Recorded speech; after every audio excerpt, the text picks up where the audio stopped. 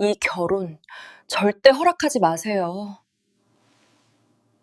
고풍스러운 한옥 정원이 내려다 보이는 고급 레스토랑 VIP룸. 은은한 조명 아래 양가 가족들이 화기애애하게 대화를 나누고 있었습니다. 그때 서빙을 하던 젊은 종업원이 테이블 앞을 지나갔죠. 빈 접시를 치우는 척하며 그녀는 자연스럽게 한 여성의 앞으로 다가갔습니다.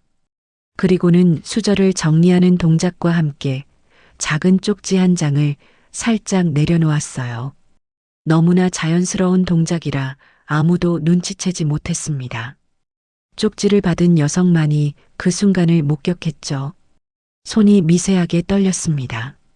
쪽지에는 급하게 휘갈긴 한 줄이 적혀 있었어요. 이 결혼 절대 허락하지 마세요. 대체 무슨 일이 있었던 걸까요? 평범해 보이는 상견례 자리에서 벌어진 이 긴박한 순간의 전말이 궁금하시다면 잠시만 구독 버튼을 눌러주세요.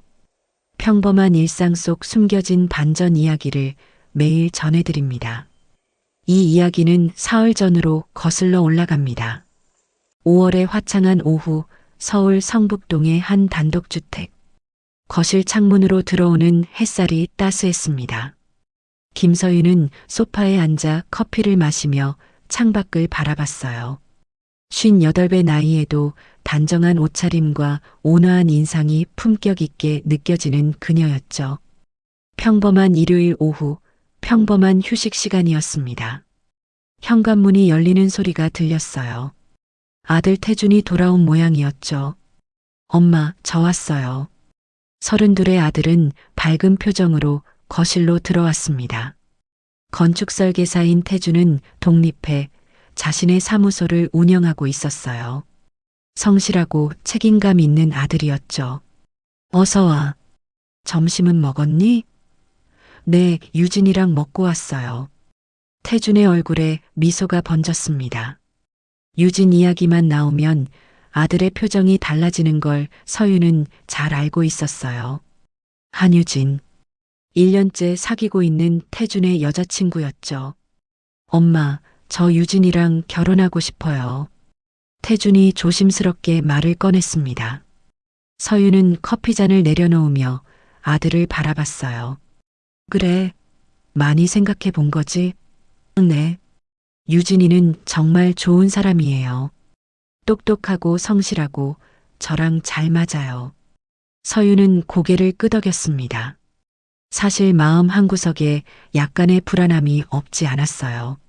모든 부모가 자식의 결혼 앞에서 느끼는 그런 평범한 감정이었죠. 하지만 아들이 행복해야 한다면 그것으로 충분했습니다. 유진이 부모님은 어떤 분들이시니? 아버지는 제약회사 운영하시고 어머니는 전업주부세요. 유진이는 대기업에서 일하고 있고요. 태주는 자랑스럽게 말했습니다. 그때 남편이 서재에서 나왔어요. 태준 아버지인 김도연은 판사로 30년 넘게 일해온 베테랑이었죠. 무슨 얘기하는 거야? 아빠, 저 유진이랑 결혼하려고요. 도연은 잠시 아들을 바라보다가 웃음을 지었습니다. 그래, 내가 결정했으면 아빠는 찬성이다. 언제 상견례 할 거니? 이번 주 토요일은 어때요? 유진이 부모님도 괜찮다고 하셨어요. 서윤은 남편과 눈을 마주쳤어요. 남편도 고개를 끄덕였죠. 좋아. 그럼 우리가 장소 알아볼게. 태주는 환하게 웃었습니다. 감사합니다. 엄마 아빠.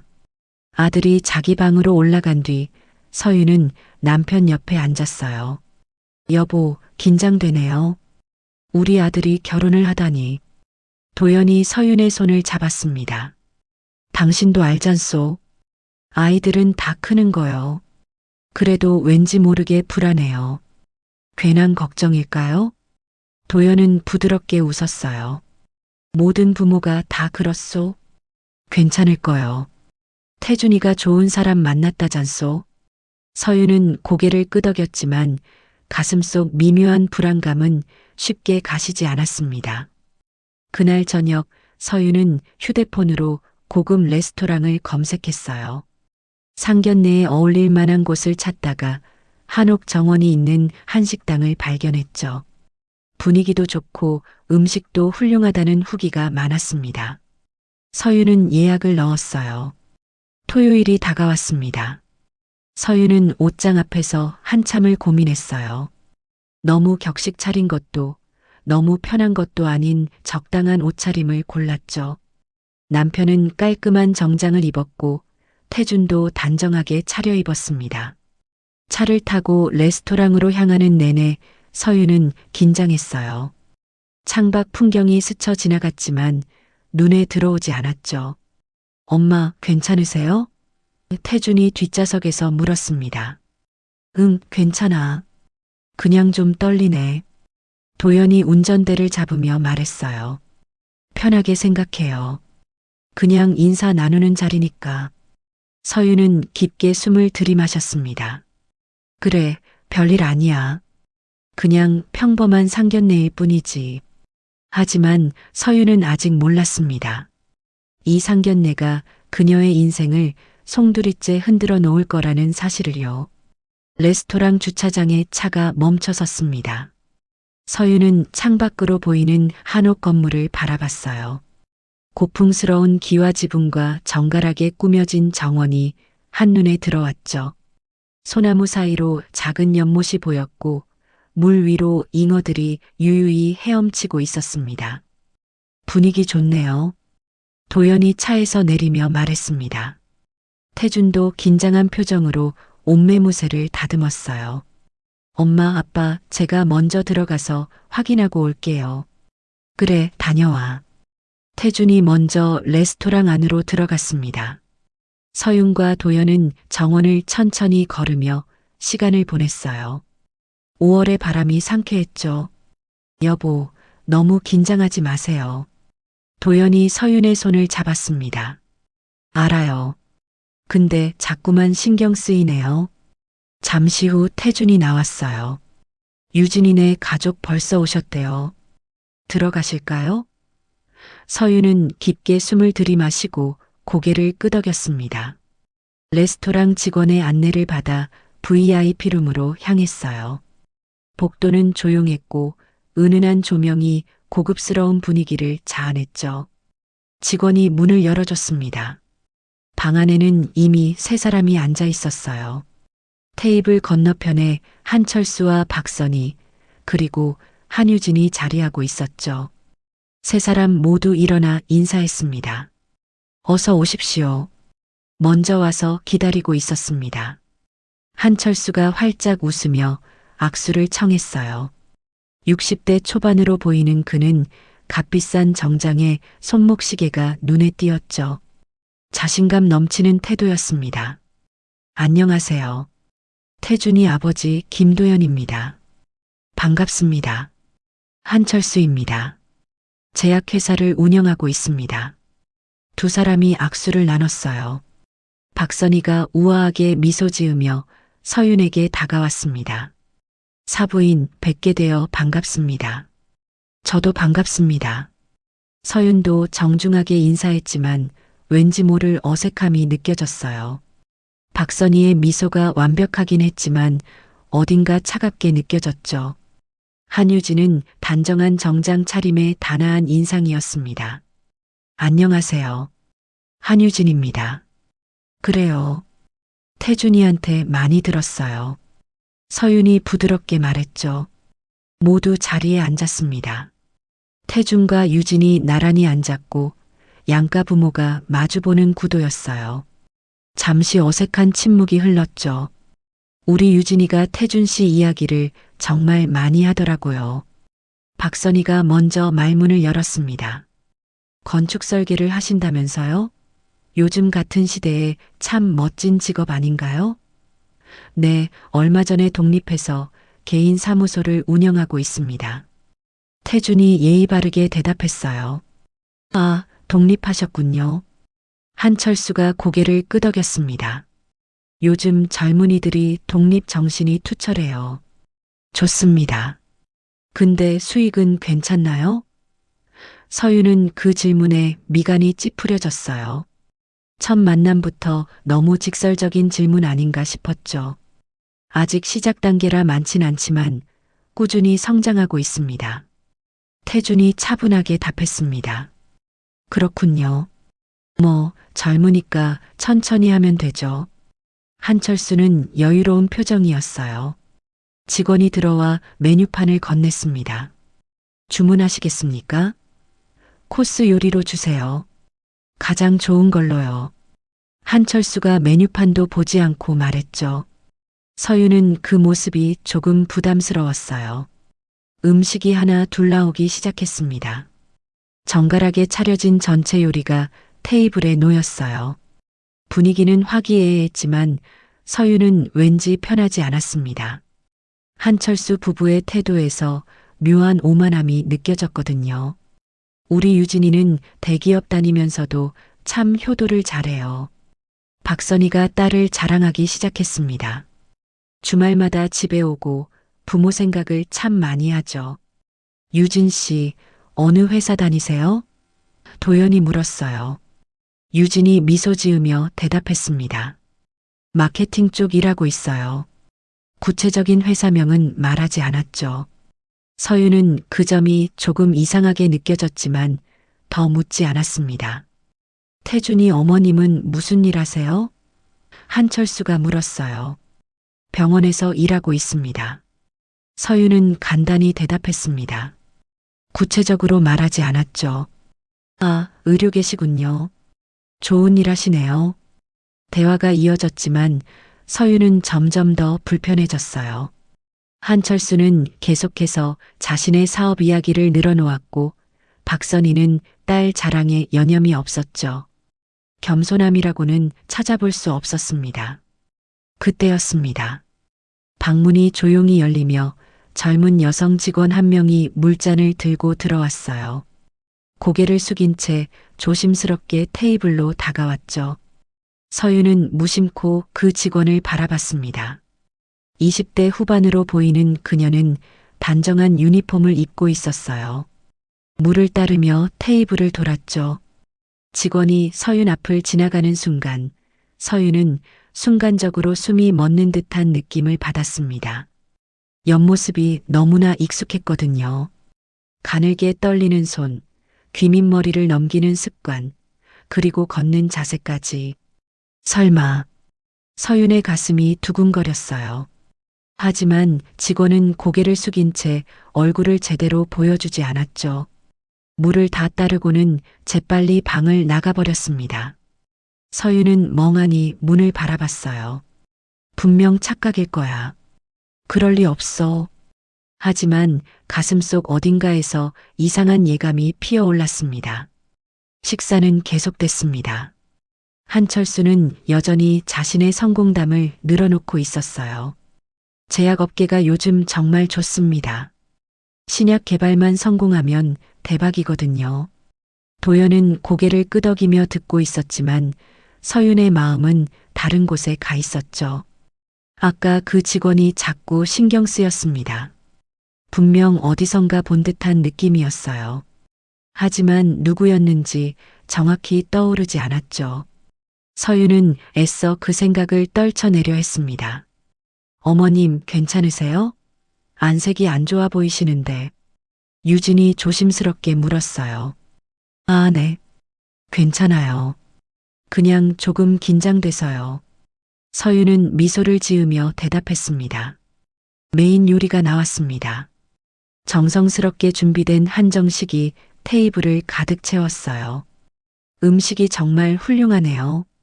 박선희가 감탄했습니다. 역시 이 집은 소문대로예요. 대화가 이어지는 동안 서윤은 겉으로는 웃으며 맞장구를 쳤지만 속으로는 계속 그 직원을 떠올렸어요. 왜 이렇게 신경 쓰이는 걸까? 분명 처음 보는 사람인데 말이죠. 우리 유진이는 어릴 때부터 공부도 잘했어요. 박선희가 딸 이야기를 시작했습니다. 항상 반에서 1등하고 선생님들한테 칭찬도 많이 받았죠. 한철수도 거들었어요. 성격도 착해서 친구들도 많고요. 자랑스러운 딸이에요. 태준이 수줍게 웃으며 유진의 손을 잡았습니다. 두 사람은 행복해 보였어요. 서윤은 그 모습을 보며 미소 지었지만 여전히 마음 한구석이 불편했죠. 그때 다시 방문이 열렸습니다. 아까 그 직원이 다시 들어왔어요. 이번에는 추가 반찬을 가져온 것 같았죠. 서윤은 무의식 중에 그녀를 주시했습니다. 직원은 여전히 고개를 숙인 채 조용히 일했어요. 테이블을 돌며 반찬을 놓았죠. 한철수 쪽에 먼저 반찬을 놓고 도연 쪽으로 넘어왔습니다. 서윤 앞을 지나가는 순간이었어요. 직원이 반찬 접시를 내려놓으며 자연스럽게 작은 쪽지 한 장을 서윤의 냅킨 밑으로 살짝 밀어 넣었습니다. 너무나 자연스러운 동작이라 아무도 눈치채지 못했죠. 서윤만이 그 순간을 느꼈습니다. 손끝에 스치는 종이의 감촉. 서윤은 깜짝 놀라 직원을 쳐다봤어요. 그 순간 직원이 고개를 살짝 들었습니다. 얼굴이 제대로 보였죠. 서윤의 심장이 멎는 듯 했어요. 지우였습니다. 박미란의 딸 이지우. 10년 전 미란의 장례식장에서 봤던 그 얼굴.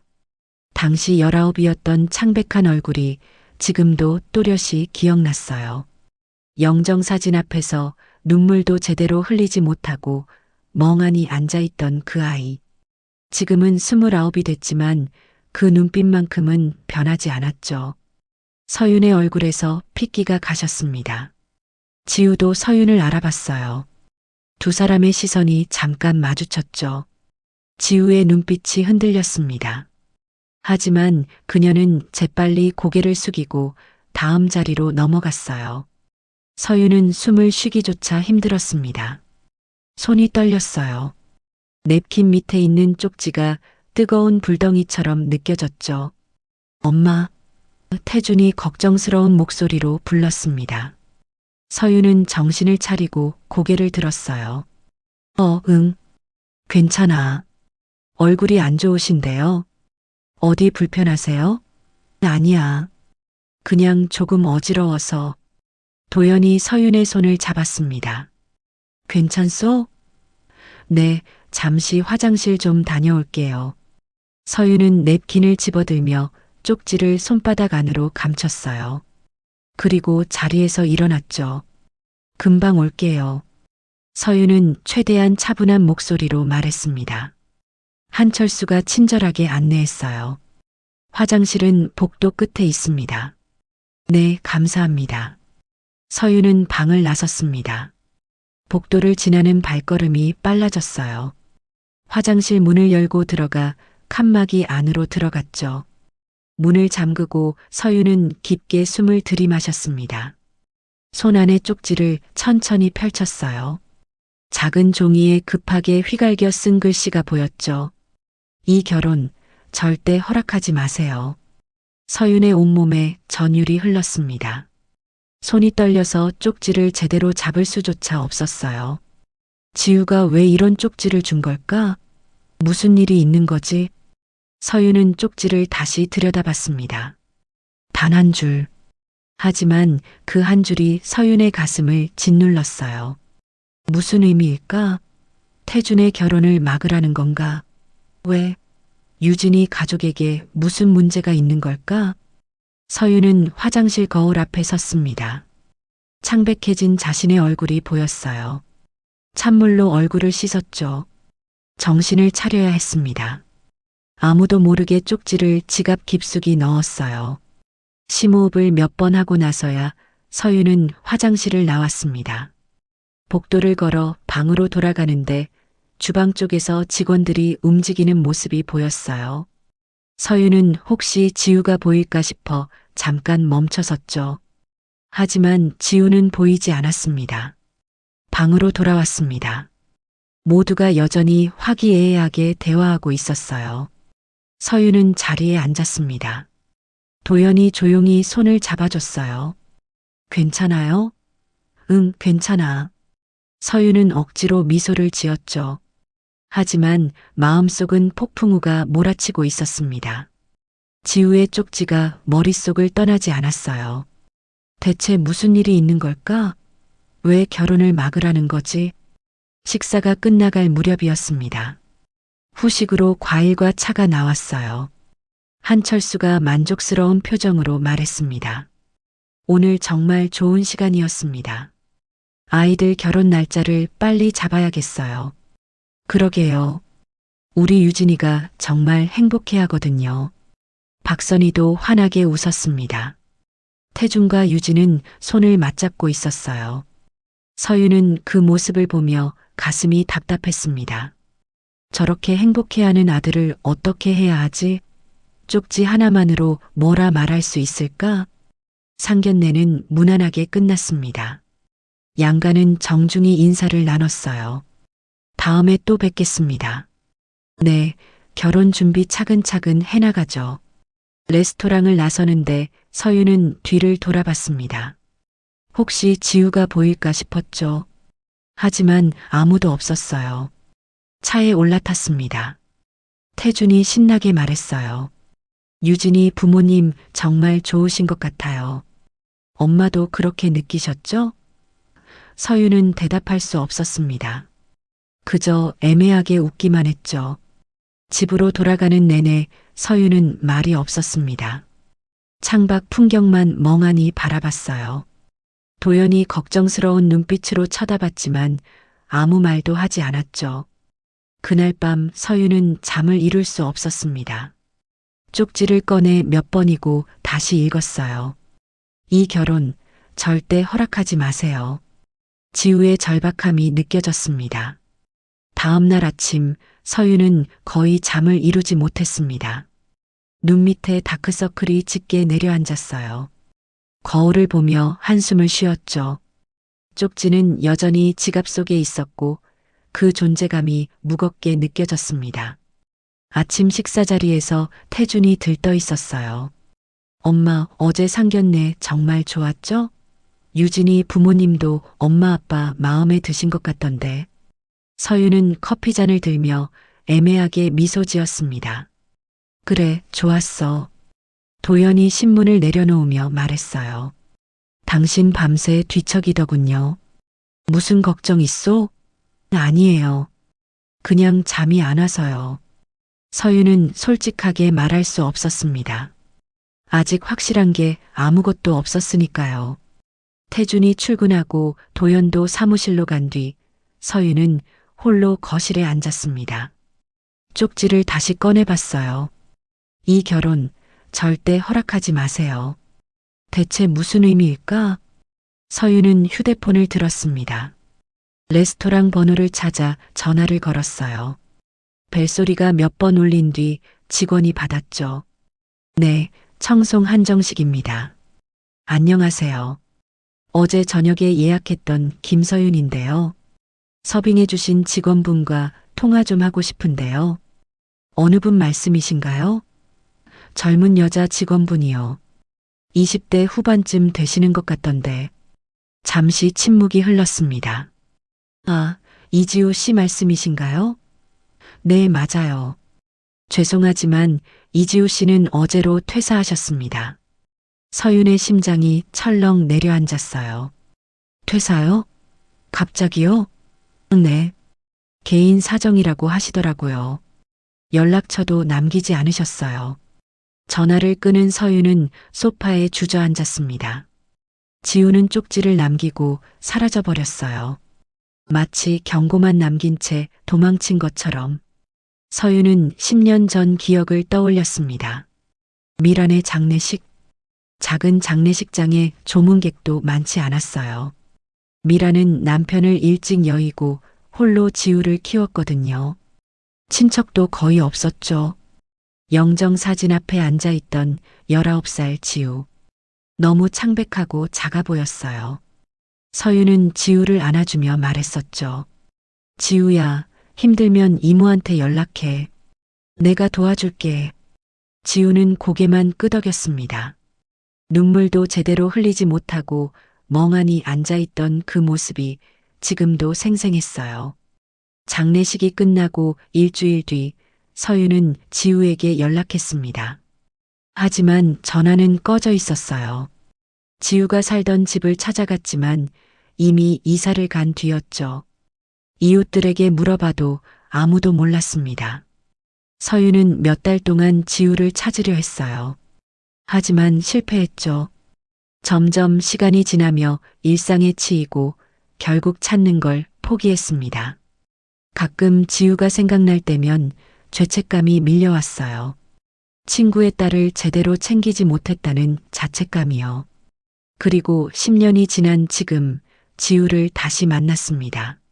레스토랑 직원으로 일하며 힘겹게 살아가는 모습으로 서윤은 눈물이 났습니다. 미안했어요.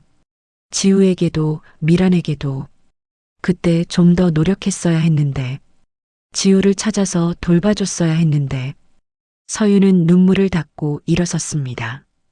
이번엔 절대 포기하지 않겠다고 다짐했어요. 지우를 찾아야 했습니다. 그리고 그 쪽지의 의미를 알아내야 했죠. 서윤은 서재로 갔습니다. 책상 앞에 앉아 노트북을 켰어요. 먼저 한철수 제약회사를 검색했죠. 대한제약이라고 입력하자 회사 홈페이지가 나왔습니다. 깔끔한 디자인의 홈페이지였어요. 회사 소개, 제품 소개, 연구개발까지. 겉보기엔 멀쩡한 회사 같았죠. 하지만 서윤은 더 깊이 파고들었습니다. 뉴스 기사를 검색했어요. 대한제약에 대한 기사들이 쏟아졌죠. 대부분은 신약 개발 성공, 매출 증가 같은 긍정적인 내용이었습니다. 하지만 서윤은 멈추지 않았어요. 검색어를 바꿔가며 계속 찾았죠. 대한제약 사건, 대한제약 문제, 대한제약 소송. 그때 오래된 기사 하나가 눈에 들어왔습니다. 10년 전 기사였어요. 대한제약 불법 임상시험 의혹. 피해자 주장. 서윤은 클릭했습니다. 서윤은 더 찾아봤습니다. 관련 기사가 몇 개 더 있었어요. 피해자 가족들의 인터뷰도 있었죠. 우리 가족은 신약 임상시험에 참여했다가 목숨을 잃었습니다. 하지만 회사는 책임을 회피했어요. 서윤의 손이 떨렸습니다. 국립병원 소아청소년과 과장으로 30년을 일해온 서윤은 의료계의 어두운 면을 잘 알고 있었어요. 불법 임상시험이 얼마나 위험한지, 얼마나 많은 사람들이 피해를 입는지 서윤은 더 깊이 조사했습니다. 의료계 인맥을 동원하기 시작했어요. 먼저 같은 병원에서 일하는 후배 의사에게 전화를 걸었죠. 민수야, 나 서윤이야. 교수님, 무슨 일이세요? 대한제약이라고 하니? 10년 전에 임상시험 문제 있었던 회사. 전화 너머로 잠시 침묵이 흘렀어요. 아, 그 회사요.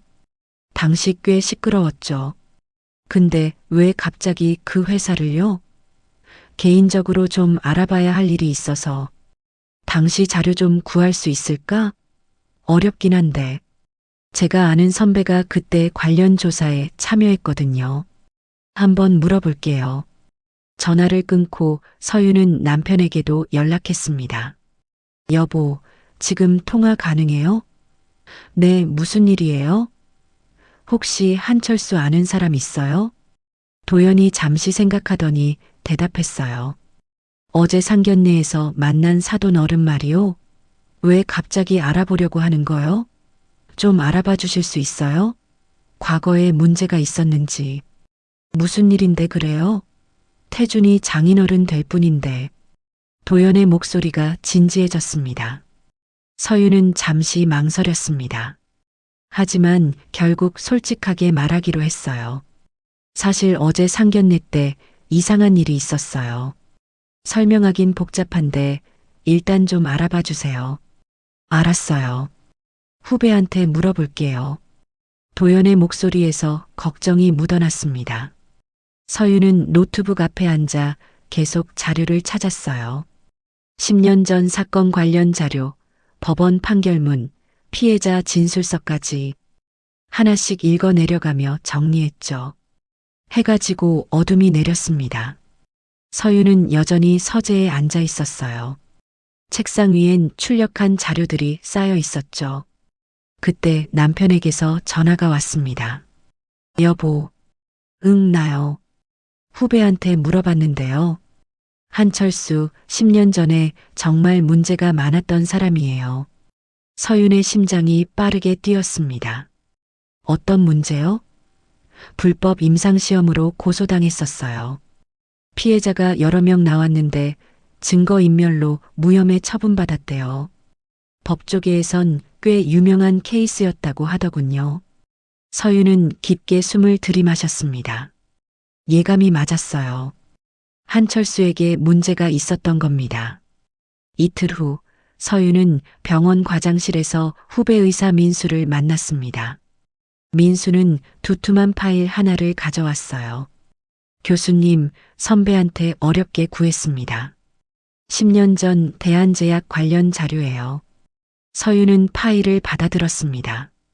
손이 떨렸어요. 고마워, 민수야. 근데 교수님, 이거 왜 필요하신 거예요? 혹시 무슨 문제라도. 개인적인 일이야. 걱정 마. 민수가 나간 뒤 서윤은 파일을 천천히 펼쳤습니다. 첫 장에는 사건 개요가 적혀 있었어요.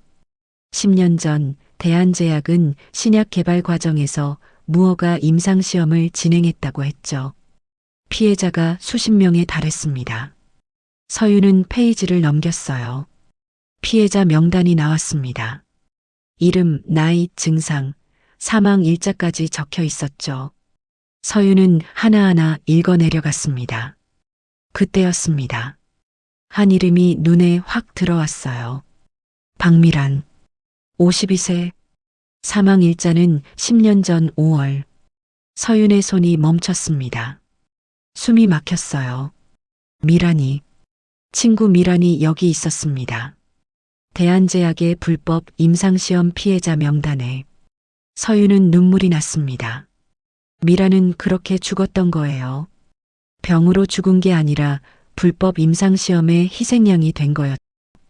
10년 전 미란의 장례식. 사인은 급성 간부전이라고 들었어요. 갑자기 쓰러졌고 병원에 실려갔지만 며칠 만에 세상을 떠났다고 했죠. 당시엔 그저 불운이라고 생각했습니다. 하지만 진실은 달랐어요. 미라는 돈이 필요해서 임상시험에 참여했을 겁니다. 홀로 지우를 키우며 생활고에 시달렸던 미란. 조금이라도 돈을 벌려고 위험한 임상시험에 몸을 맡겼던 거죠. 서윤은 자료를 더 읽어내려갔습니다. 대한제약은 신약의 부작용을 숨기고 임상시험을 강행했다고 했어요. 피해자들이 간 손상, 신장 손상 등 심각한 부작용을 겪었지만 회사는 적절한 치료를 제공하지 않았죠. 여러 명이 사망했습니다. 하지만 대한제약은 증거를 인멸했어요. 의료 기록을 조작하고 피해자 가족들을 협박해 입을 막았죠. 결국 증거 부족으로 무혐의 처분을 받았습니다. 서윤의 분노가 치밀어 올랐습니다. 한철수는 사람을 죽이고도 처벌받지 않았어요. 그리고 지금도 떳떳하게 회사를 운영하고 있었죠. 서윤은 다음 페이지를 넘겼습니다. 그때 또 다른 정보가 눈에 들어왔어요. 당시 대한제약 직원 명단이었습니다. 명단을 훑어보던 서윤은 멈췄습니다. 한유진, 홍보이사. 재직 기간은 5년 전부터 현재까지였어요. 서윤은 계산을 해봤습니다. 5년 전이면 유진이 23이었을 때죠. 대학을 졸업하자마자 아버지 회사에 들어간 겁니다. 대기업이 아니라 아버지 회사에. 서윤은 더 깊이 파고들었습니다. 유진의 업무 내용을 찾아봤어요. 홍보이사로서 유진은 회사 이미지 관리, 언론 대응, 위기 관리를 담당했다고 했죠. 그리고 최근 몇 년간의 기록을 보니 유진의 이름이 꽤 나왔습니다. 피해자 가족 합의, 언론 기사 삭제 요청, 소송 대응 등 유진은 아버지의 범죄를 은폐하는 일을 하고 있었던 겁니다. 서윤은 충격을 받았어요. 유진이 단순히 물려받은 회사에서 일하는 게 아니었습니다. 적극적으로 범죄 은폐에 가담하고 있었던 거죠. 그날 저녁 도연이 집에 돌아왔습니다. 서재로 들어온 도연은 서윤이 자료에 파묻혀 있는 걸 봤어요. 당신 아직도 그거 보고 있어? 여보, 이것 좀 봐요. 서윤은 미란의 이름이 적힌 페이지를 보여줬습니다. 도연의 얼굴이 굳어졌어요. 이게 박미란 씨가 그렇게 돌아가신 거였소? 네. 대한제약 불법 임상시험 때문에 죽었어요. 도연은 자리에 앉았습니다. 그럼 지우는 엄마가 어떻게 죽었는지 알고 있었을 거예요. 그래서 쪽지를 준 거고요. 태준이 결혼 상대가 바로 그 회사 딸이라는 거군요. 도연의 목소리가 낮아졌습니다. 그것뿐이 아니에요. 유진이는 아버지 회사 홍보이사로 일하면서 범죄 은폐를 도와왔어요. 서윤은 유진 관련 자료를 보여줬습니다. 도연은 하나하나 읽어내려가며 인상을 찌푸렸어요. 이건 심각하군요. 단순히 아버지 회사를 물려받는 게 아니라 공범인 셈이요. 그래서 우리가 어떻게 해야 할까요? 서윤이 물었습니다. 도연은 잠시 생각에 잠겼어요. 일단 태준이한테 말해야겠소. 아들이 알 권리가 있어요. 하지만 태준이가 믿을까요? 유진이를 그렇게 사랑하는데. 증거가 있잖소. 이 자료들을 보여주면 이해할 거요. 도연이 서윤의 손을 잡았습니다. 서윤은 고개를 끄덕였지만 마음이 무거웠어요. 아들의 행복을 깨뜨려야 한다는 사실이 가슴 아팠죠. 그리고 지우를 찾아야 해요. 서윤이 말했습니다. 지우만이 더 구체적인 증거를 가지고 있을 거예요. 10년 동안 준비해 왔을 테니까. 어떻게 찾을 거요? 연락처도 모르잖소. 미란이가 살던 동네부터 다시 찾아볼 거예요. 누군가는 지우를 알 거예요. 다음 날 서윤은 병가를 냈습니다. 그리고 10년 전 미란이 살던 동네로 향했어요. 오래된 주택가, 좁은 골목길 사이로 낡은 집들이 빼곡히 들어서 있었죠. 서윤은 집집마다 찾아다녔습니다.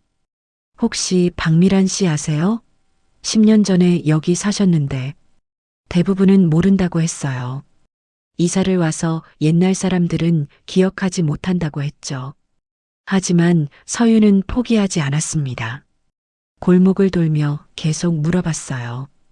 오후가 되자 한 할머니가 기억해냈습니다. 아, 박미란 씨. 딸 하나 있던 그 사람? 네, 맞아요. 서윤의 눈이 반짝였습니다. 혹시 딸 지우가 어디 사는지 아세요?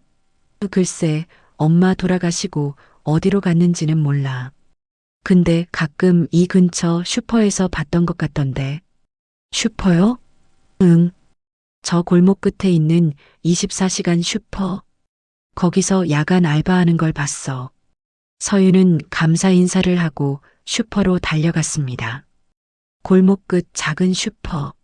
낡은 간판에 형광등이 깜빡이고 있었어요. 문을 열고 들어가니 중년 남자가 카운터에 앉아 있었습니다. 어서 오세요. 안녕하세요. 혹시 여기서 이지우라는 분 일하나요? 남자가 고개를 끄덕였어요. 지우 씨요? 야간 알바하는데 지금은 안 나왔어요. 언제 나와요? 밤 11시부터요. 서윤은 시계를 봤습니다. 아직 오후였어요. 한참을 기다려야 했죠. 제가 여기서 좀 기다려도 될까요? 뭐 그러세요. 서윤은 슈퍼 앞 벤치에 앉았습니다. 해가 지고 어둠이 내렸어요. 서윤은 꼼짝하지 않고 기다렸죠. 밤 11시가 가까워졌습니다.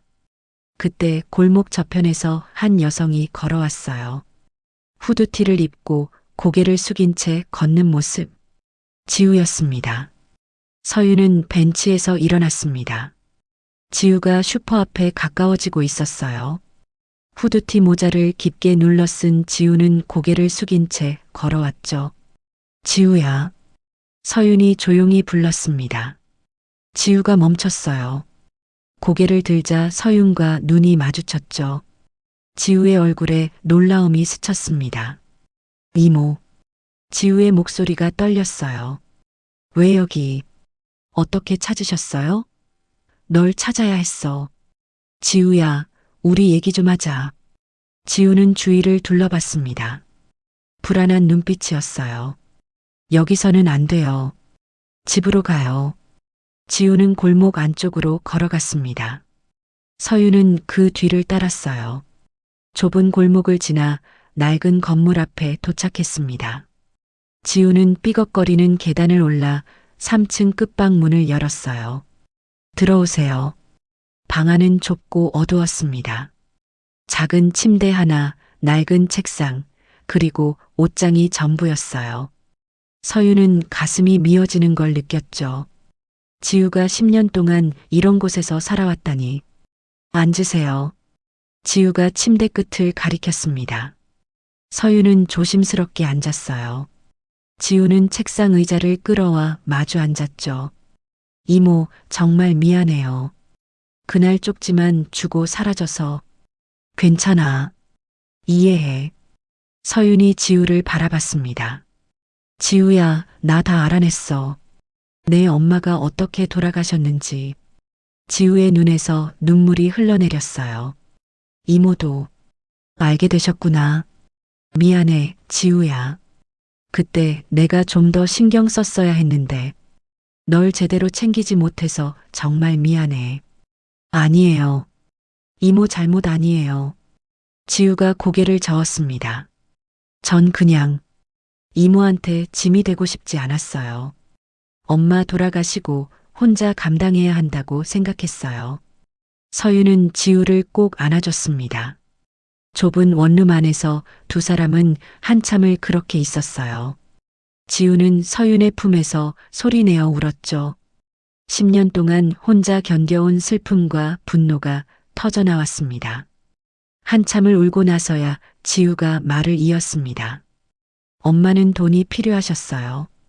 저 대학 보내려고 임상시험에 참여하셨죠. 대한제약에서 모집한 거였어? 네. 조건이 좋았대요. 한 달만 약 먹으면 500만 원 준다고 했어요. 엄마는 그 돈이 간절했어요. 지우의 목소리가 떨렸습니다. 근데 약을 먹고 일주일 만에 엄마가 쓰러지셨어요. 급성 간부전이래요. 병원에 실려갔지만 손 쓸 수가 없었어요. 그때 넌 몇 살이었니? 19이었어요. 대학 입학 한 달 전이었죠. 지우는 눈물을 닦았습니다. 엄마 장례식 치르고 나서 대한제약한테 찾아갔어요. 책임지라고 했죠. 그때 뭐라고 하던? 증거가 없대요. 엄마가 원래 간이 안 좋았을 거래요. 임상시험이랑 상관없다고 했어요. 서윤의 가슴이 미어졌습니다. 그래서 전 포기하지 않았어요. 혼자서라도 증거를 모으기로 했죠. 대학은 포기하고 일하면서 틈틈이 자료를 모았어요. 지우는 책상 서랍을 열었습니다. 그 안에는 두툼한 서류 봉투가 있었어요. 지우가 그걸 꺼내 서윤에게 건넸죠. 10년 동안 모은 거예요. 서윤은 떨리는 손으로 봉투를 받았습니다. 봉투를 열자 서류와 노트가 나왔어요. 빼곡하게 적힌 메모들, 날짜, 이름, 금액, 증상들이 정리되어 있었죠. 다른 피해자들 연락처, 병원 기록, 회사 내부 문서까지 다 있어요. 어떻게 회사 내부 문서를? 5년 전에 대한제약 청소 알바로 들어갔어요. 밤에 청소하면서 버려진 서류들을 모았죠. 복사기로 몰래 복사도 하고. 서유는 놀라움을 감추지 못했습니다. 위험했겠구나. 별로 무섭지 않았어요. 엄마 생각하면 뭐든 할 수 있었어요. 지우는 휴대폰을 꺼냈습니다. 그리고 결정적인 걸 발견했어요. 한유진이 피해자 가족들 협박한 녹음 파일이요. 녹음 파일? 네. 5년 전부터 한유진이 홍보이사로 일하면서 피해자 가족들한테 연락했어요. 합의하지 않으면 명예훼손으로 고소하겠다고 협박했죠. 지우는 휴대폰을 꺼냈어요. 제가 당한 협박 전화도 녹음했어요. 들어보실래요? 서윤은 고개를 끄덕였습니다. 휴대폰에서 여성의 목소리가 흘러나왔어요. 유진의 목소리였습니다. 이지우 씨 경고합니다. 계속 이런 식으로 나오시면 우리 회사는 당신을 명예훼손과 업무방해로 고소할 겁니다. 변호사 선임할 돈이나 있으세요? 지우의 떨리는 목소리가 이어졌습니다. 저한테 돈이 없는 거 알고 그러시는 거죠? 우리 엄마 돌려주세요. 엄마는 당신네 회사 때문에 죽었어요. 유진의 목소리는 한층 더 차가워졌어요. 죽은 사람을 어떻게 돌려드립니까? 정신 좀 차리세요. 그리고 증거도 없이 함부로 말하시면 안 됩니다. 우리 회사 법무팀이 얼마나 힘이 센지 알아요? 당신 평생 빚더미에 앉히는 건 일도 아닙니다. 제발이요. 그냥 제대로 사과라도 해주세요. 엄마가 억울하게 돌아가셨어요. 지우의 울먹이는 목소리. 유진의 비웃음 섞인 한숨이 들렸습니다. 현실을 보세요. 이지우 씨, 합의금 2천만 원 드릴게요. 이게 마지막 제안입니다. 거절하시면 다음엔 법정에서 뵙죠. 그땐 당신이 오히려 우리한테 배상해야 할 겁니다. 녹음이 끝났습니다. 좁은 방 안이 무겁게 가라앉았어요. 서윤은 손을 떨며 휴대폰을 내려다봤죠. 분노와 슬픔이 동시에 밀려왔습니다. 저 돈 받지 않았어요. 지우가 고개를 떨구며 말했습니다. 엄마 목숨값이 고작 2천만 원이라니. 차라리 굶어 죽는 게 나았어요. 서윤의 눈에서 눈물이 흘렀습니다. 지우야. 그리고 더 있어요. 언론사한테 기사 삭제 요청한 이메일도 있고 증거인멸 지시한 문자 메시지도 있어요. 지우는 휴대폰 갤러리를 보여줬습니다. 수십 장의 사진이 있었어요. 이메일, 계약서, 회계 장부까지. 모두 대한제약의 범죄를 입증하는 증거들이었죠. 지우야, 이걸로 고소할 수 있어. 검찰에 넘기면 돼. 그럴 생각이었어요. 그러다 우연히 상견례 예약 명단을 봤죠. 김태준, 한유진. 그 순간 깨달았어요. 이모 아들이 한유진이랑 결혼한다는 걸. 지우의 목소리가 절박해졌습니다. 전 이모한테 빚진 사람이에요. 엄마 장례식 때 많이 도와주셨잖아요. 그래서 쪽지라도 줘야 한다고 생각했어요. 고마워, 지우야. 내 덕분에 태준이를 구할 수 있었어. 서윤이 지우의 손을 잡았습니다. 이제 우리 함께 싸우자. 너는 혼자가 아니야. 지우는 고개를 끄덕였습니다. 이모, 전 준비됐어요. 10년을 기다렸어요. 이제 한철수랑 한유진을 법정에 세울 거예요. 서윤은 지우를 다시 안아줬습니다. 좁은 원룸이었지만 따뜻한 온기가 감돌았어요. 지우야, 나는 내 엄마의 억울함을 꼭 풀어줄 거야. 지우는 서윤의 품에서 눈물을 흘렸습니다. 10년 만에 처음으로 의지할 사람이 생긴 것 같았어요. 더 이상 혼자가 아니었죠. 서윤은 원룸을 나서며 한 번 더 뒤돌아봤습니다. 작은 스탠드 불빛 아래 지우가 서 있었어요. 이제 마지막 싸움만 남았습니다. 일주일 뒤 같은 레스토랑 VIP룸. 양가가 다시 모였습니다. 이번엔 결혼 날짜를 확정하고 구체적인 조건을 논의하는 자리였어요. 한철수 측에서 먼저 제안한 만남이었죠. 서윤은 정장 차림으로 자리에 앉았습니다. 남편 도연도 아들 태준도 긴장한 표정이었어요.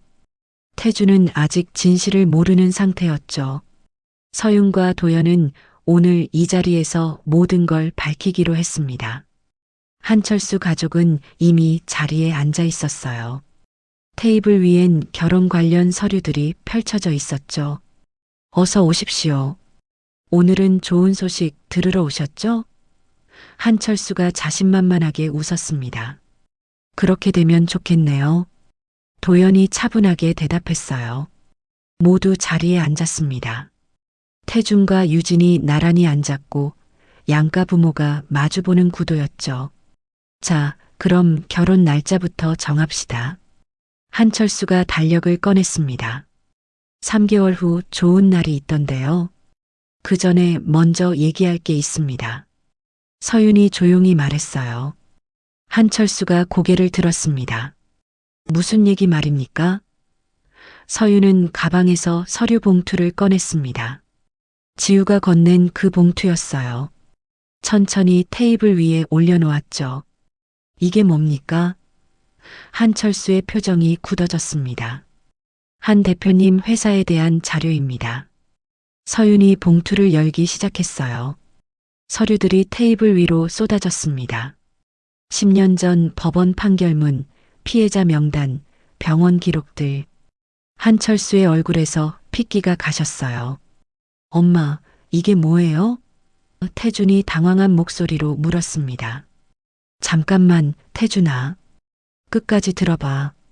서윤이 아들을 진정시켰어요. 서윤은 첫 번째 서류를 집어들었습니다. 10년 전 대한제약은 무허가 신약 임상시험을 진행했습니다. 그 결과 수십 명이 사망했죠. 이건 오래된 일입니다. 이미 무혐의 처분받은 사건이고요. 한철수가 버럭 소리를 질렀습니다. 증거 부족으로 무혐의였죠. 하지만 증거가 없었던 게 아니라 인멸했기 때문 아닙니까? 도연이 다른 서류를 펼쳐 보였습니다. 이건 당시 조작된 의료 기록입니다. 그리고 이건 피해자 가족들과 강제로 맺은 합의서고요. 박선희가 떨리는 목소리로 말했어요.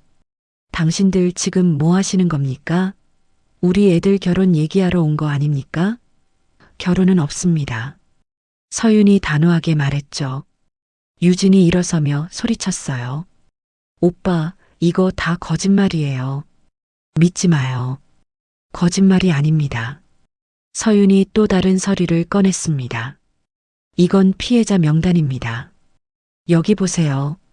서윤의 손가락이 한 이름을 가리켰어요. 박미란, 52세, 10년 전 5월 사망. 제 고등학교 친구였습니다.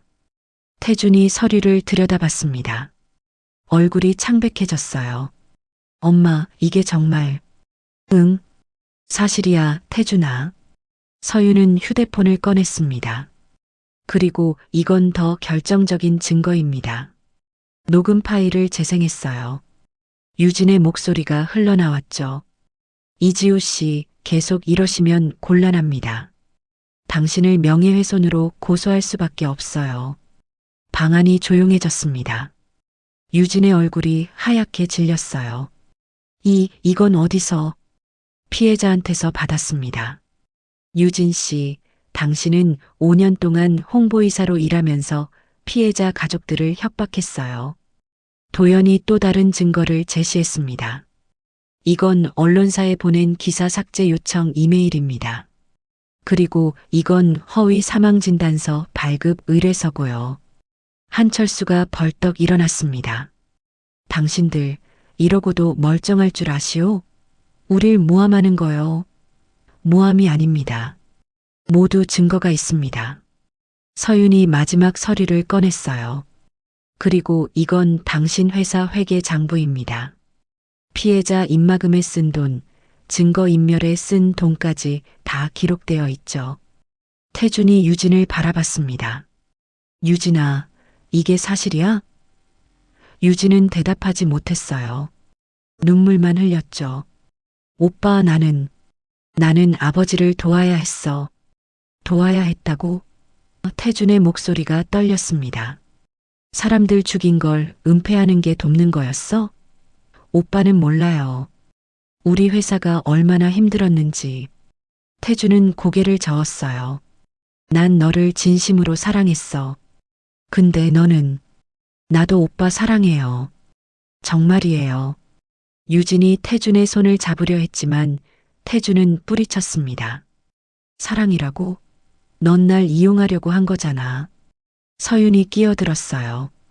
유진 씨, 당신은 우리 집안의 명성을 이용하려 했죠. 제가 국립병원 과장이라는 걸 알고 의료계 인맥을 이용해 회사 이미지를 세탁하려 했던 거 아닙니까? 유진은 아무 말도 하지 못했습니다. 한철수가 테이블을 쾅 쳤어요. 증거랍시고 가져온 것들 다 불법으로 취득한 거 아니오? 법적 효력 없소? 법적 효력은 법원에서 판단할 겁니다. 도연이 차분하게 말했습니다. 저는 30년 넘게 판사로 일했습니다. 이 정도 증거면 기소하기에 충분해요. 한철수의 얼굴이 일그러졌습니다.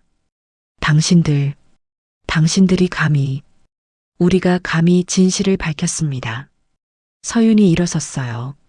한 대표, 당신은 10년 전에도 사람들을 죽였고 지금도 피해자들을 괴롭히고 있어요. 그리고 유진 씨. 서윤이 유진을 똑바로 바라봤습니다. 당신은 아버지의 범죄를 알면서도 가담했어요. 피해자들을 협박하고 증거를 인멸하고 우리 아들까지 이용하려 했죠. 유진이 울면서 말했어요. 전 선택의 여지가 없었어요. 아버지 회사를 지켜야 했어요. 선택의 여지는 있었습니다. 진실을 밝히는 선택이요. 태준이 자리에서 일어났습니다.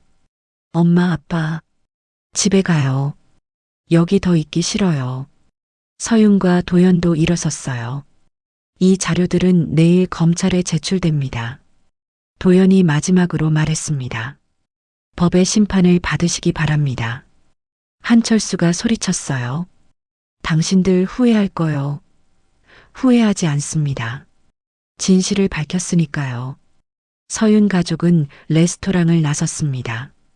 뒤에서 유진의 울음소리가 들렸지만 아무도 돌아보지 않았어요. 차에 올라탄 태주는 창밖을 바라보며 눈물을 흘렸습니다. 서윤이 뒷좌석에서 아들의 어깨를 감싸 안았어요. 미안해, 태준아. 아니에요, 엄마. 엄마가 절 구해주신 거예요. 도연이 운전대를 잡으며 말했습니다. 이제 끝났소. 우리가 이겼어요. 하지만 서윤은 알고 있었습니다. 진짜 승리는 법정에서 이루어질 거라는 걸. 한 달 후 검찰청. 서윤과 도연 그리고 지우가 함께 건물 밖으로 나왔습니다. 기자들이 몰려들었어요. 한철수 대표 구속 소감이 어떠십니까? 이지우 씨, 한 말씀 부탁드립니다. 지우는 고개를 숙인 채 아무 말도 하지 않았습니다. 서윤이 지우의 어깨를 감싸 안으며 기자들을 피해 걸었어요. 차에 올라탄 뒤에야 지우는 긴 한숨을 내쉬었죠. 끝났어, 지우야. 서윤이 지우의 손을 잡았습니다. 한철수와 한유진, 둘 다 구속됐어. 이제 정식 재판만 남았어. 지우는 창밖을 바라보며 눈물을 흘렸어요. 엄마, 이제 편히 쉴 수 있겠죠? 도연이 백미러로 지우를 바라봤습니다. 검사가 그러던데 추가 피해자들이 계속 증언하러 나오고 있대요. 지우 씨 덕분에 다들 용기를 냈다고 하더군요. 전 그냥 엄마를 위해서 했을 뿐이에요. 내 용기가 수십 명을 구했어. 서윤이 지우를 안아줬습니다. 넌 정말 대단한 아이야. 차는 서윤의 집으로 향했습니다. 지난 한 달 동안 지우는 서윤의 집에서 지냈어요. 서윤은 빈 방을 지우에게 내줬고 지우를 딸처럼 돌봤죠. 집에 도착하자 태준이 현관에서 기다리고 있었습니다. 지우야, 수고했어. 태준이 환하게 웃으며 맞이했어요. 한 달 동안 태준은 많이 변했습니다. 처음엔 충격과 배신감에 힘들어했지만 점차 회복했죠. 오빠 고마워요. 지우가 수줍게 미소 지었습니다. 내 덕분에 나도 배웠어. 진실이 얼마나 중요한지. 태준은 진심으로 말했어요. 저녁 식사 시간이었습니다. 네 사람이 식탁에 둘러앉았어요. 따뜻한 국물이 김을 내며 올라왔죠.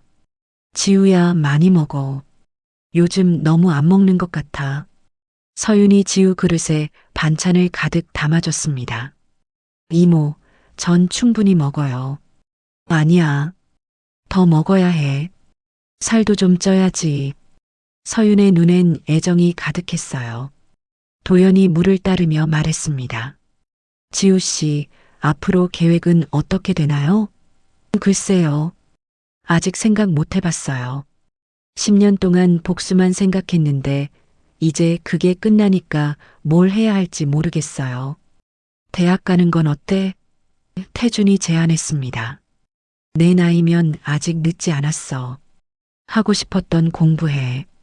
전 돈도 없고 돈 걱정은 하지 마. 서윤이 단호하게 말했어요. 우리가 도와줄게. 내가 원하는 거 뭐든 할 수 있어. 지우는 고개를 저었습니다. 이모, 이미 너무 많이 받았어요. 더 이상 신세 질 순 없어요. 신세가 아니야. 우린 가족이잖아. 서윤의 목소리가 따뜻했어요. 가족. 지우가 그 단어를 되뇌었습니다. 눈물이 또 흘렀어요. 전 10년 동안 혼자였어요. 가족이란 말을 잊고 살았죠. 이제 혼자가 아니야. 도연이 부드럽게 말했습니다. 우리가 있잖아. 태준도 거들었어요. 지우야, 우리 진짜 가족이야.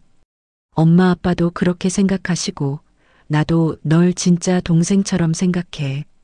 지우는 참았던 눈물을 터뜨렸습니다. 서윤이 지우를 안아줬어요. 많이 울어. 이제 다 끝났어. 내 엄마도 하늘에서 편히 쉬실 거야. 며칠 후 서윤과 지우는 함께 미란의 묘소를 찾았습니다. 작은 공원 묘지. 조용하고 평화로운 곳이었어요. 지우는 묘비 앞에 무릎을 꿇었습니다. 엄마, 저 왔어요. 지우의 목소리가 떨렸어요. 이모랑 같이 왔어요. 기억하시죠? 서윤 이모. 서윤도 묘비 앞에 앉았습니다. 미란아, 나야. 서윤이. 오랜만이지? 바람이 불어왔습니다. 나뭇잎이 바스락거리는 소리만 들렸어요. 엄마, 다 끝났어요. 한철수랑 한유진, 둘 다 잡혔어요. 이제 법의 심판을 받게 될 거예요. 지우가 꽃을 놓으며 말했습니다. 엄마가 억울하게 돌아가신 거, 이제 세상이 다 알아요. 엄마만 그런 게 아니었어요. 수십 명이 피해를 입었대요.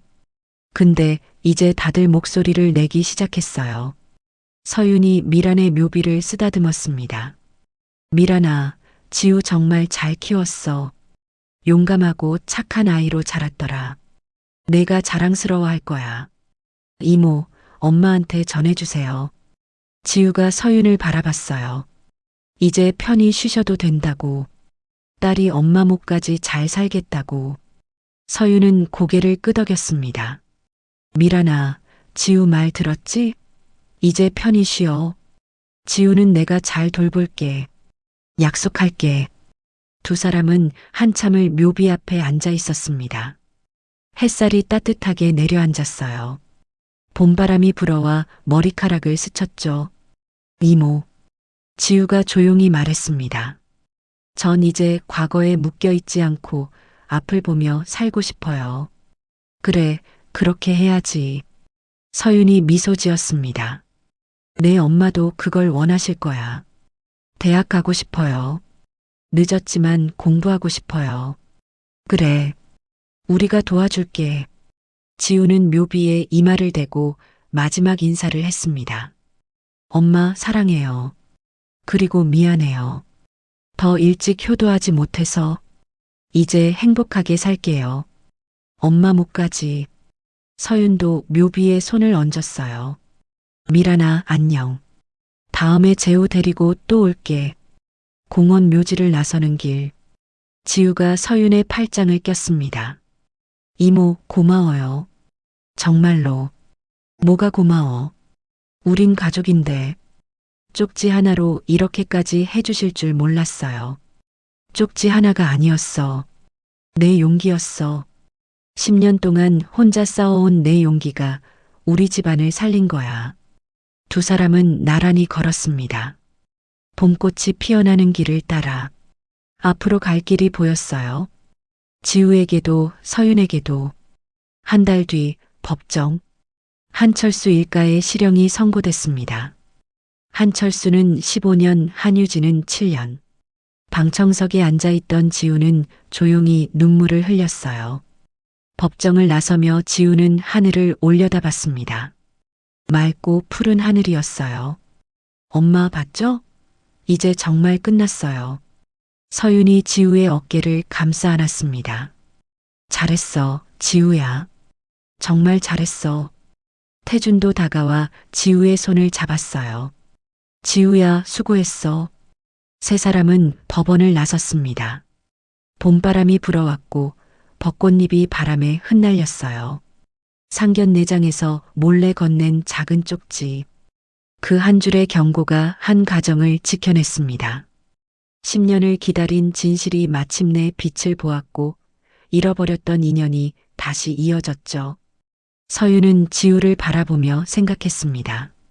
때로는 작은 용기 하나가 모든 걸 바꿀 수 있다는 것을, 그리고 진실은 언젠가 반드시 밝혀진다는 것을.